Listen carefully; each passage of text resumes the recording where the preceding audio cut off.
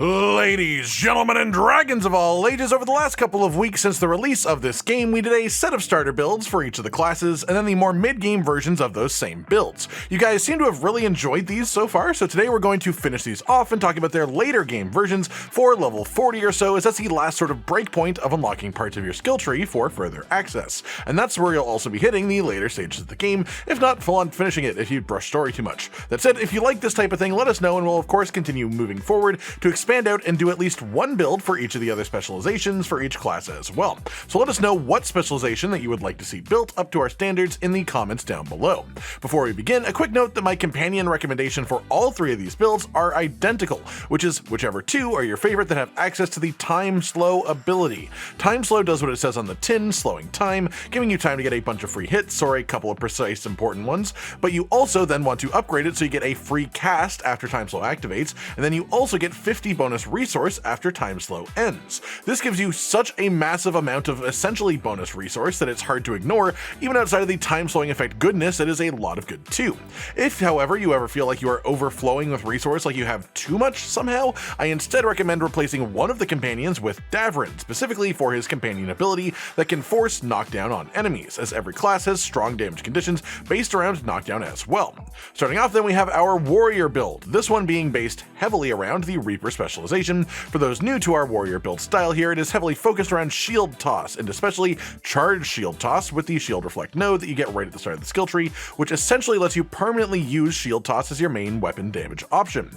This makes it a ranged warrior build for all intents and purposes, which also makes it a lot safer than the other specializations just by default. If you would rather lean this towards two-handed weapons though, in a more like Death Knight type style, just avoid any of the specific shield options that I take in the skill tree and move them over to two-handed and charged attack increasing nodes, using the weapon mostly to trigger your precision procs. Outside of this, we have a huge bonus from all of our three abilities, which in the setup are all three duration abilities, meaning that you cannot cast them over and over, you can't spam them, they have a duration before you can recast. This leads to a playstyle where you use each ability once and then use shield toss while the duration persists, then cast abilities again after the timer ends. We get a ton of lifesteal and tankiness, and we apply a buttload of affliction stacks for damage over time, and honestly once you reach a certain point, your shield toss does so much damage that it's sort of better than the abilities. My recommended faction for this, if you're starting from the top, are either Mournwatch for one bonus maximum affliction stack of each type, or Veil Jumpers for bonus critical and weak point damage, importantly, because that does help quite a bit for our shield throws. And then past that, before we dive into the skill tree, I also want to highlight a couple of specific later game items that you can use once you have them to significantly augment the way this playstyle feels. And it's basically a choice between super high quality shields. The first is the Necropolis Defender Shield. It gives you bonus necrotic damage with shield hits, which makes it heal us thanks to our skill tree passives. It gives you a bonus bounce for shield toss. The epic upgrade makes it apply necrosis on max charge shield toss as well, and the legendary bonus makes it echo damage to any nearby enemies that have necrosis on hit, and all enemies around you will have necrosis, so this will make shield toss a much better group clearing tool as well. The other main option for the slot is the Wedge of Destiny aged 10 years, a unique weapon. I don't even have this one myself yet, so I can't even show it to you, but I know it exists, and it's the Cheese Wheel Shield. This is a super low damage shield, but it gives you 10 bonus shield toss bounces, ignores enemy defense, and lets shield toss bounce off of the same enemy and hit them again. This is a bit of a meme shield, but if you are someone who prefers doing Reaper specialization with a two-handed weapon, you can run this shield just for the projectile ability damage boost of having 10 bonus bounces interacting with our skill tree. Outside of this, you just want relatively standard gear. Anything that boosts rage generation is fantastic. We are super tanky, so defense isn't overly important to build with equipment, so instead full-on damage is what you want here, as well as rage generation. Of course, anything that affects necrosis or bleed or afflictions, or especially shield toss and range, is very good too. That said, let's move on to the skill tree, and given the late game nature of these builds, I won't be walking through the entire path every step of the way. I'll be more so stopping at each important space to discuss the meaningful details. We start with shield volley, which is immediately very important. This lets you reflect a shield toss back out if you time a heavy attack when the shield is returning. You can chain this a few times in a row, and this basically removes the cooldown of shield toss as an ability, because by the time that your reflects are done, you can then throw out shield toss again. Charged shield toss with this interaction is our main sort of bread and butter outside of abilities themselves, so this is really solid. We then head through retaliation, which gives us precision up over to Titan Stomp. This ability is good early game, especially being a cooldown, but it gets replaced in our later version of the build. We then head right through improved throw for bonus shield toss damage, staggering toss for bonus shield toss stagger, desolate malady for increased affliction damage, and then we drop down to grab eclectic armor armor for a bunch of bonus ranged attack increases when you have mismatching helmet and armor types, so never wear the same armor type in both slots. We then go up through ignition and to the right side here for a bonus shield toss bounce into 2 major passives. Shot Chaser for bonus projectile ability damage per shield toss bounce is possible, which is the main combo for the cheese shield that I mentioned earlier, but then also we take Lingering Decay to make all duration abilities apply necrosis as an affliction on hit. Then Bloody Advance, our first mainstay ability. This is a projectile duration ability, and with our setup it applies a ton of both necrosis and bleeding stacks, which is quite fantastic for us, as well as doing just generally solid damage in itself. We then round left quickly to grab Double Shot for a bonus 100 damage projectile whenever you use a projectile based ability, so Bloody Advance. We go through Mortal Wounds for weak point damage to then hit Master Throw for an extra shield toss level. Given this is our late game build, I'll assume that you already have level 30 or above at this point, and we'll go right into the specialization itself, which is the Reaper. We're going to pick up everything in here eventually, as it's all very good, of course. The main consideration is if you aren't quite level 40 yet, you can only branch into one of the general direction trees, in which case I recommend the left side for pure damage, right side for survivability, but it really all comes together once you can have both. We get our new ultimate, we get Reaper, the actual ability itself, which is another of our main ones, especially as it has the Siphon affliction, which is essentially lifesteal when applied to enemies, as well as just doing very solid damage in general as an ability. This ability is also a duration skill, and our end goal is 3 duration abilities at the same time. The way that this works is none of them can be recast before their effect ends, so we hit a break point of resource generation eventually, where we can keep all of these active consistently, and then you can use any extra time past that for pure weapon damage, either for shield toss reflecting or for charged attacks if you get precision. For the left side tree, we get a bunch of bonus effects for afflictions. We get Perfect Throw, which makes shield toss do even more damage if you release it at the exact moment it hits a new charge level, Shattering Throw, which gives shield toss an extra bounce and extra damage, Spirit of Hunger, which spawns in a necrotic projectile when you kill an enemy, and Let It Linger, which makes shield toss apply afflictions based on its damage type.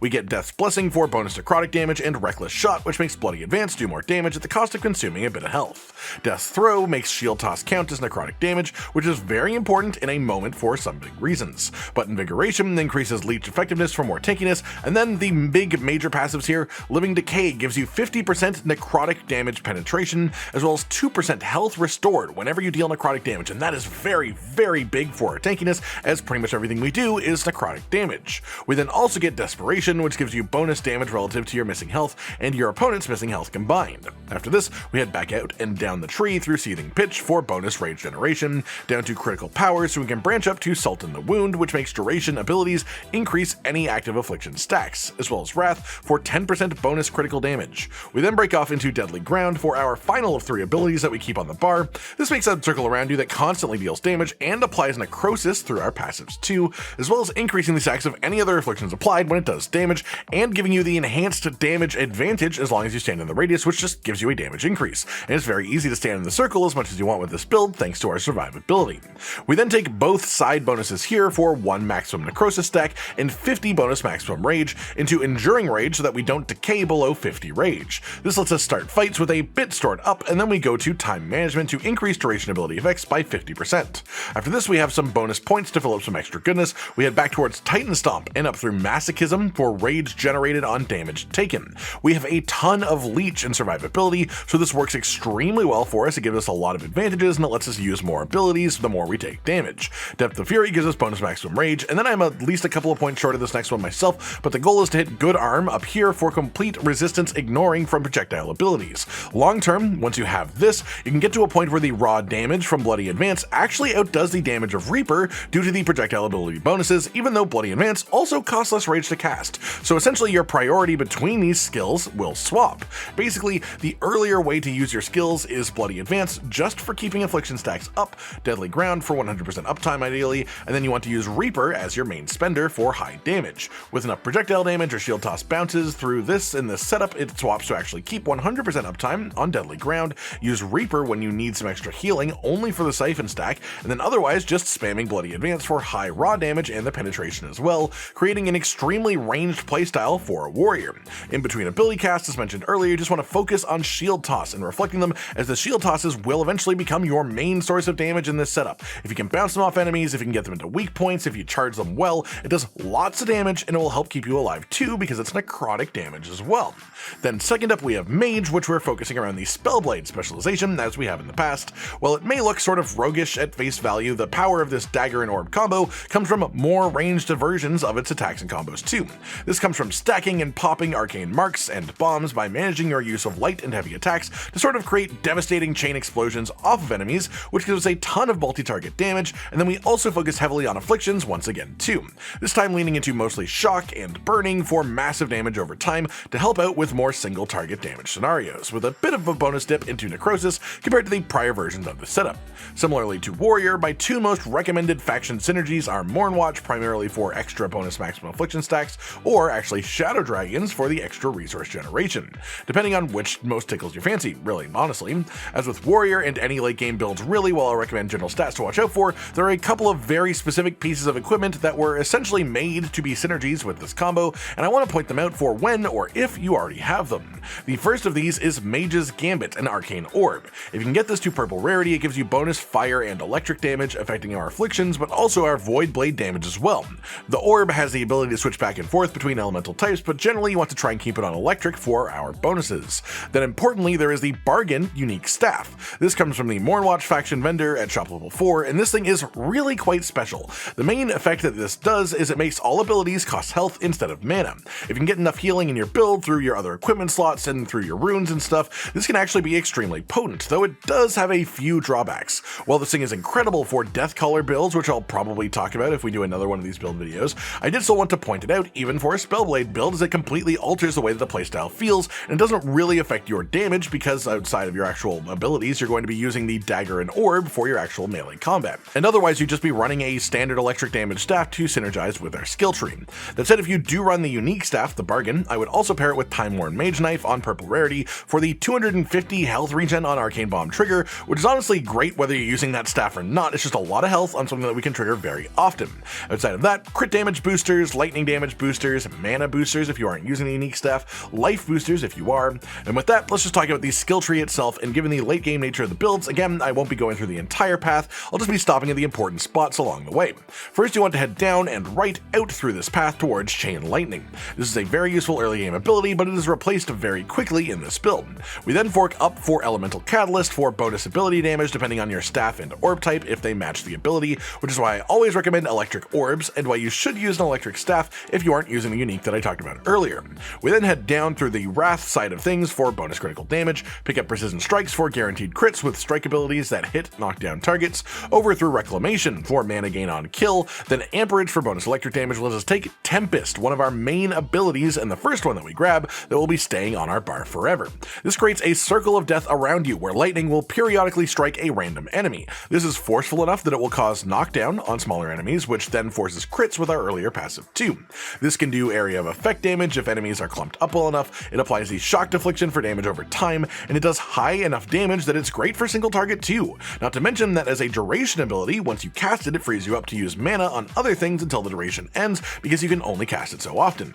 We then head over to Nexus Shock for some chaining effects with our shocked affliction application, which lets us grab Conductor for bonus strike ability damage per shocked stack on an enemy, as well as Shock Mastery for one bonus maximum shocked stack. We then head down to the left here through to the outside of the specialization, which gets a Spirit Blade for an enhanced combo with the dagger and orb that lets you apply and pop the arcane bomb in a single combo.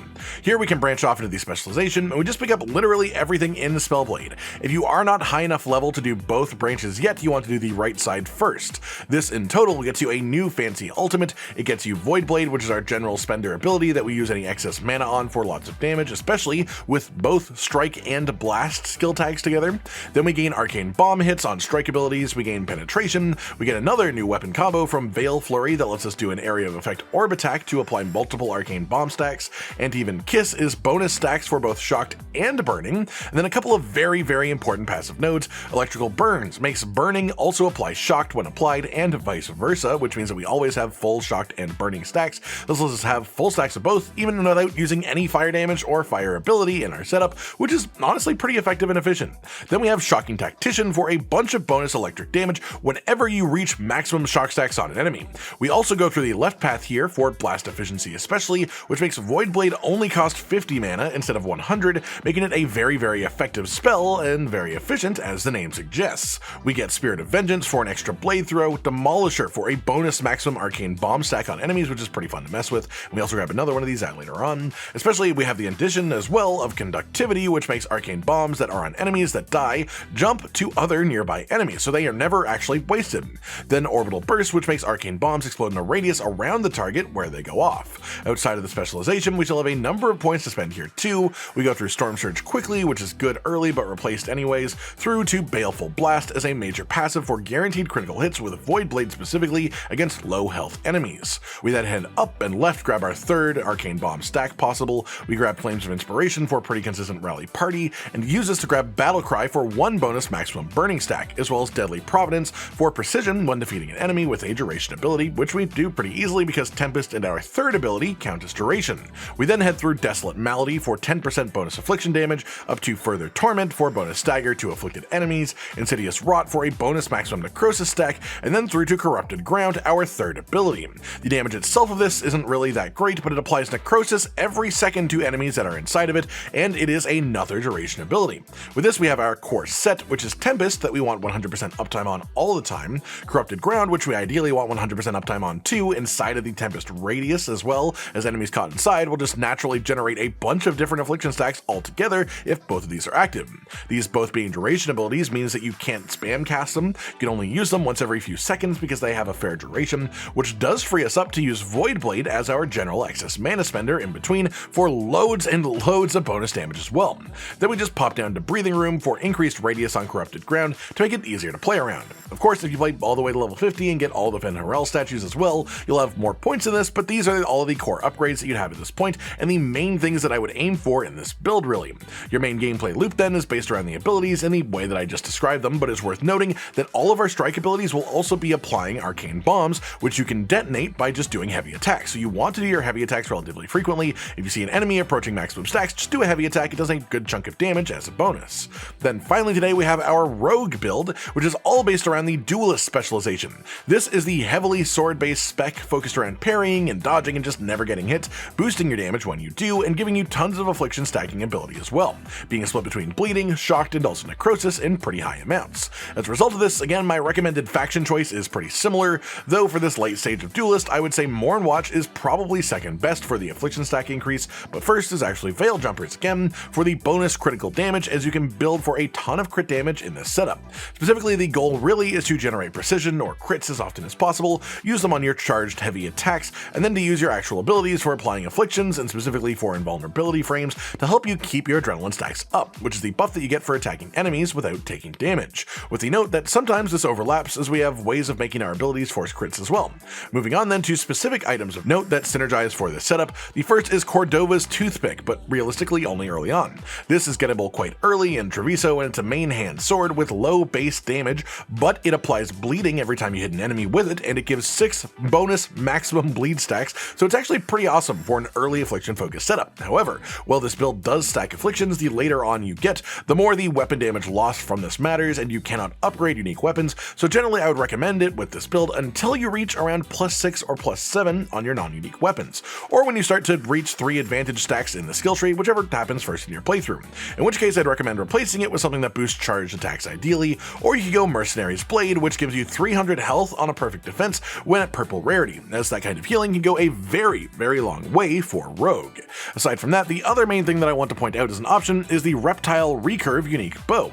This requires a lot of Docktown and Nev companion completion before you can actually get it, but it's perfect for a build like this that focuses on swords and necrotic damage. It's a bow that applies necrosis on hit and gives 6 bonus maximum possible necrosis stacks, at the cost of reducing the damage of your necrosis in general. This gives us a really reliable way to stack high amounts of necrosis, and especially gives us a reason to actually fire our bow on occasion, and gives us an actual viable way to do ranged attacks that will help our damage. But the build is perfectly fine without this bow, and I don't use it in the footage that you've seen playing that either, but it's a cool option to keep in mind that does synergize with our setup. With that then, let's get into the skill tree. As with the other two, I'll be trying to streamline this to only talk about the meaningful nodes, as we have quite a few points to get through, but you can see the full path as I hover over anyways. We start by heading up and over through a riposte for a special attack follow-up to perfect defense, up to powerful rebuttal for precision after a defend, and this is a big combo that we have. Perfect defend applies afflictions, we can use the precision on a charged heavy attack for a big damage critical sword attack. We then pick up Pilfer as an ability, which is really solid. It is a cooldown ability, which means it isn't fighting for your momentum priority. It applies bleed stacks to enemies, which is very useful, and it also heals you when you use it, which makes it a form of infinite sustain that potions simply cannot match. If you can dodge and weave attacks for long periods of time, this can make you functionally unkillable if you play around it right. We then head down and left through blood poisoning to apply affliction stacks when you get a perfect defense, down through desolate malady for bonus affliction damage, into medium armor mastery for a bunch of bonus sword effects when you are wearing medium helmet and medium armor. If you have armor that is worth more than these bonuses, this can be dropped, but it's a lot of goodness potential for just constricting your armor type usage. We then head back up through rolling momentum for 25 bonus momentum after tool ability usage, over to swift rebuke for bonus momentum on perfect dodge or defend, burst of speed for bonus generation in general, up to lightning flask for a duration control ability that pulses lightning around you after activation, applies shock, and just gives you a nice bit of passive area damage too around you to take advantage of while you use either abilities or melee attacks, or even just focus on dodging and defending incoming attacks. Because it's a duration ability, this also doesn't really conflict with momentum spending, as our goal is to use Pilfer on cooldown and just keep 100% uptime on Lightning Flask, which is more than easy enough to manage because of how long it lasts, to have plenty to spare as well for our main spending ability. Determination also gives us bonus maximum momentum. We round up and over for controlled Providence, increasing all control ability damage by 10% per active advantage. All three of our abilities have the control tag on it, so this is super high value for us. We then wrap down to the specialization itself through the adrenaline node. This is a super important part of this build. It increases your damage through an advantage gained if you get 10 hits on enemies without taking damage yourself. This is very high priority for us, especially with further upgrades gained afterwards. We pick up the specialization itself, and here we are going to be picking up every single node. But if you are doing this before you hit level 40, you want to focus on the left tree first for the best results. Of course, this gets us a new ultimate ability, which is pretty solid, but it also gets us 1,000 cuts, our third ability, and our main spender of momentum. This hits up to 16 times. It does a ton of damage. It is both a control and strike ability that does necrotic damage too, and we also make it apply necrosis through our skill points as well. We get bonus charge attack damage, we repeatedly reduce enemies' defense stat with all three of our abilities because they are control, and then we hit mounting thrill. This increases adrenaline to have 3 maximum stacks, which is a massive damage increase if you can keep all of them active. Adrenaline rush reduces required hits to activate the effect, making it easier. Energy burst makes adrenaline increase health and momentum, and deflection makes it so you only use 1 stack of adrenaline when you are hit instead of losing all 3, as well as reducing all damage taken by 40% if you have any stacks of the effect to begin with. We grab Death's Blessing for the necrotic damage, Poisoned Blades to make 1,000 cuts apply more necrosis, Shall We Dance gives you a timed attack that is mostly just a big shortcut to gaining adrenaline stacks without doing the full combos, Dynamic Gains is bonus maximum momentum, and then our 2 major passives here, Balanced Flow for up to 30% increased damage and 25% reduced damage taken, depending on how much of your maximum momentum you currently have. Then Convert Energy to make charged attacks consume 25 momentum for a bunch of bonus damage, usually combined with the precision buff that we get after a perfect defend to do critical charged heavy attacks with this bonus damage applied. We then head out and back to Toxic Dash, entirely just for the load of major passives beside it. We get Noxious Presence for necrosis applied by all 3 of our abilities, Wrath over here for bonus crit damage, Assassination for guaranteed crits with 1,000 cuts on low health enemies, as well as Battlefield Awareness, which makes all 3 of our abilities do critical damage to enemies that are knocked down. After that, we go back to the outer section and head down left through Hurricane of Blades, almost entirely just to reach Piercing Strike. This gives us 50% penetration to strike abilities. We also gain 15% general penetration on this path too, and this pretty much only affects 1,000 cuts, but that is our main damage ability anyways. It helps a lot for making enemies just take more damage in general, but also especially things that would normally be resistant to necrotic damage. So the actual increase of ignoring 50% of the defenses is very, very solid for this. Some other things that you can aim for with more points are Knockout for charged attacks being guaranteed crits against low health enemies without the need for the precision buff, and at the tip of the tree you could also go through Tipped Arrowheads for bonus maximum arrows into Some Motivation for bonus general damage per maximum arrow that you have to really cap it off, as this can give you a lot of bonus damage. The general playstyle for this then is relatively simple. Keep Lightning Flask at 100% uptime, use Pilfer either to apply bleed or to restore health, use 1,000 cuts for all of your damage, or just as iframes to ignore incoming attacks. Otherwise, for the most part, you want to just juggle your adrenaline stacks, you want to focus on perfect defend or dodge whenever you can, and use charged heavy attacks for precision stacks to give you high damage crit weapon hits on your enemies, and that's pretty much it honestly. That just about does it for today then everyone, your late to endgame version of our original builds for each class in Dragon Age the Veilguard. Now that these are complete, again feel free to let us know down in the comments what specializations you would like to see us tackle next time. Like if you liked the video, subscribe and hit the notification bell for more, and most importantly, Ladies and gentlemen, until next time, stay sweet. Josh, Cotton, and Hollow with the videos, dropping the humor like a hammer on your tippy toes, bringing entertainment on a daily arrangement to take our insanity and turn it into entertainment. Yes, I said entertainment twice, to reiterate that it is nice to look into your faces on a mostly daily basis when you let us in your homes to make the whole world a stage. Goodbye.